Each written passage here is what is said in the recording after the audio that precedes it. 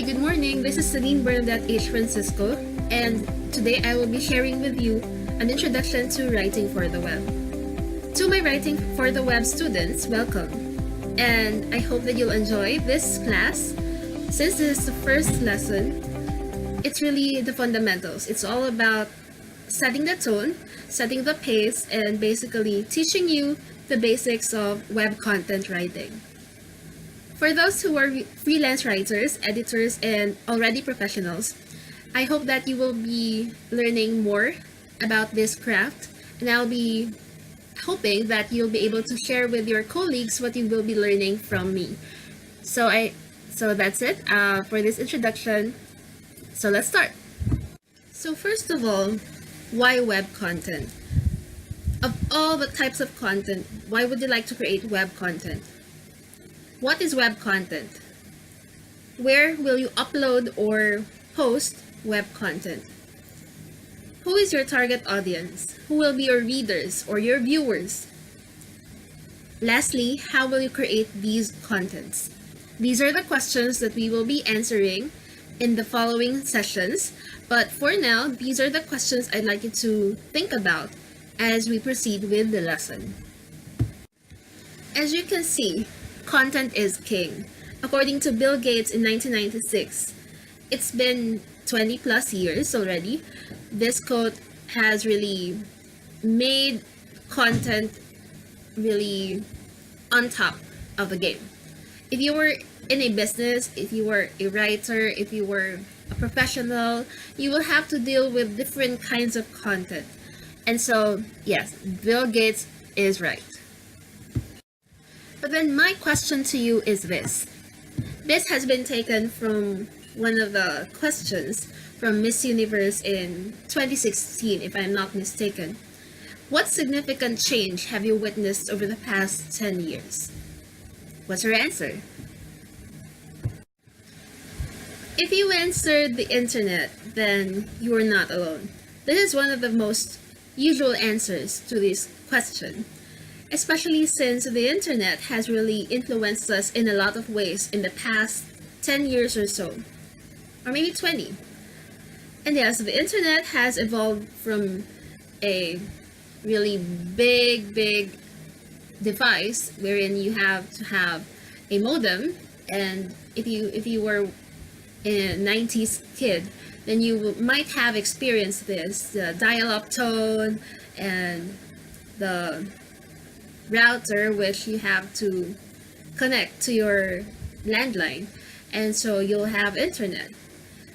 During those days, you just have the opportunity to browse the web, search for something using Netscape Navigator, Alta Vista, Yahoo, and others. Now you have Google.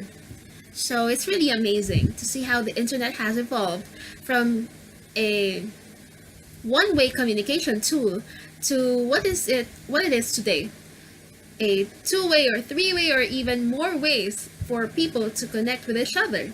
And you have social media, and you have a lot more other platforms, so that's really amazing. As you can see, there are various reasons why content is considered a cornerstone of marketing. And first of which is because interrupting customers repeatedly with advertising or other marketing messages is not enough anymore. You just cannot rely on advertising to entice a customer or a potential customer to reach out to you or to contact you or to buy from you. It's not enough anymore. Second, customer behavior and expectations are shifting. People today are really different. Although, well, not that different in a way that, well, we still have emotions. We still use psychology to entice people to buy. But today, it's all about how you are connecting with the consumer even before he or she buys from you. What is his benefit if he will listen or watch your video or read your article? What good can he get from you? So that's really a major shift in marketing today. Third is everyone is the media. everyone is a publisher.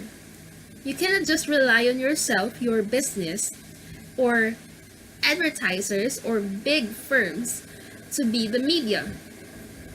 Even a simple teenager can become the media. So that changes everything. That changes the game. And you have to deal with it. It's either you join them or they beat you. What is content? Or what is web content? First of all, it's anything created and uploaded to a website. May it be words, images, tools, or other things that reside there. That's content.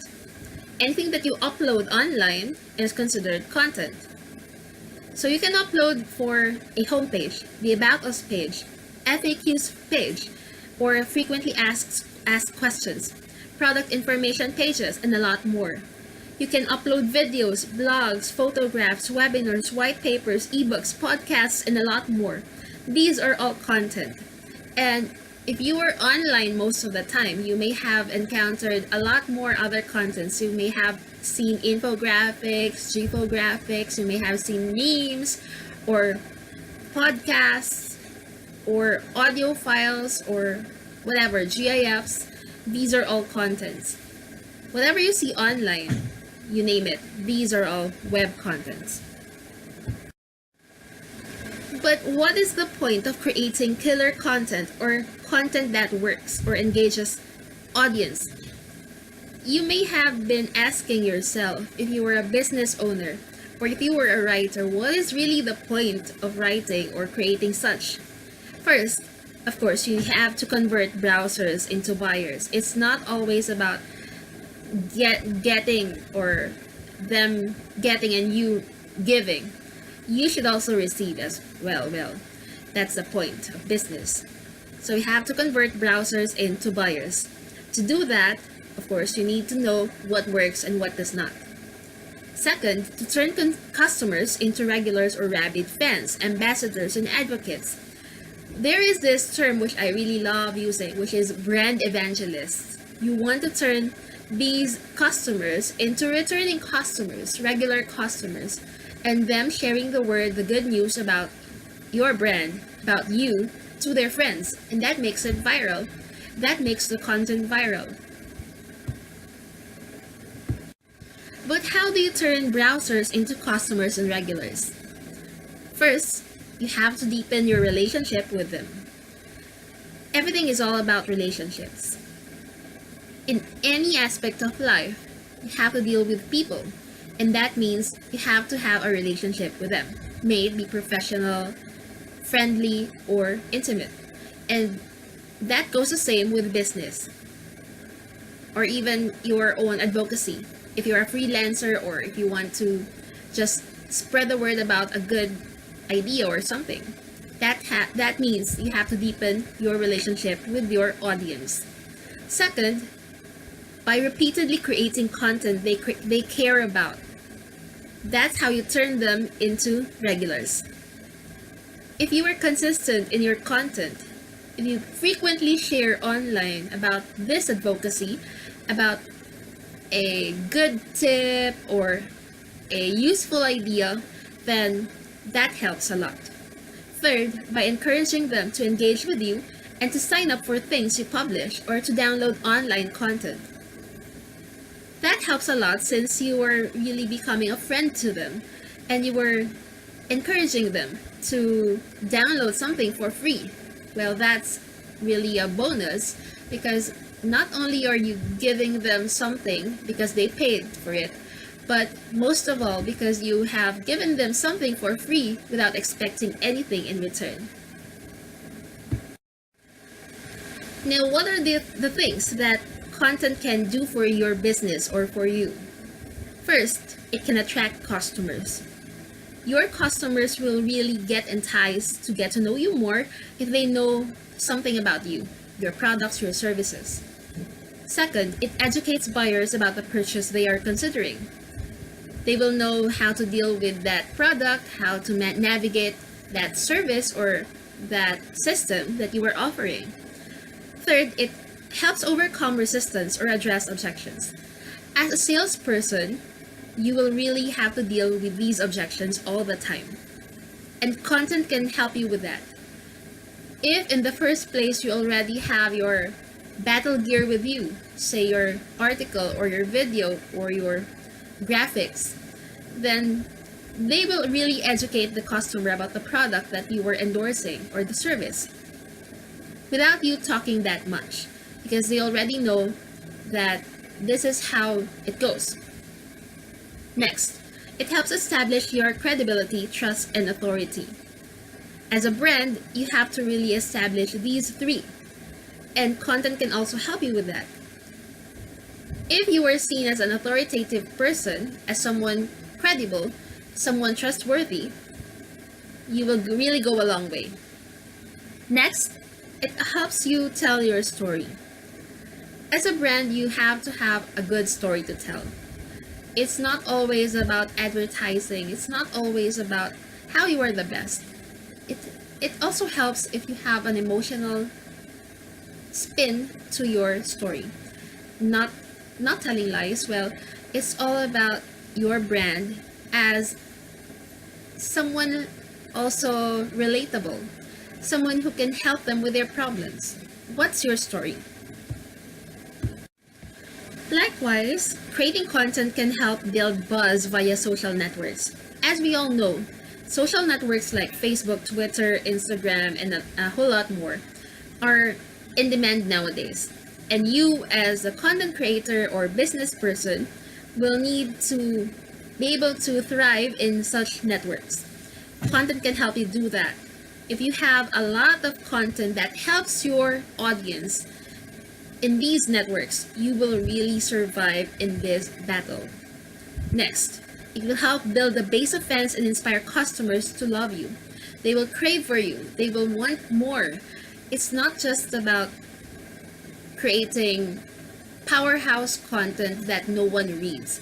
The thing here is that you have to build that that base of followers, to get them to love you. Of course, that's the really tricky part. And lastly, it inspires impulse buys. How would you want to know or hear the tricks to help people want to buy at the spur of a moment? In just one click, they will want to buy from you. Content helps in getting this impulse buys. So as you can see, if you really create powerful content, engaging content, people will want more from you. And that's what you will really want if you are a business or a content creator, that people are sharing or spreading the word about you. So there, thank you so much for listening, and I hope you've learned something from me today. I hope to see you again soon. Bye!